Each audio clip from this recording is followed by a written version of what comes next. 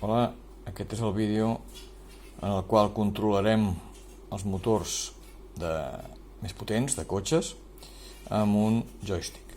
Com que són més potents necessitem, evidentment, les piles i la controladora. D'acord? Fixeu-vos els motors connectats a la controladora.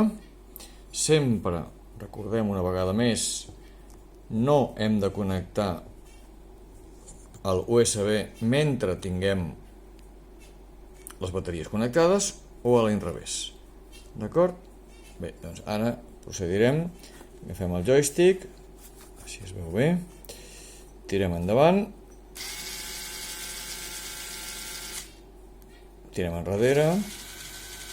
Fixeu-vos que la velocitat està canviada perquè veieu les diferències. Dreta, esquerra, endavant, endarrere.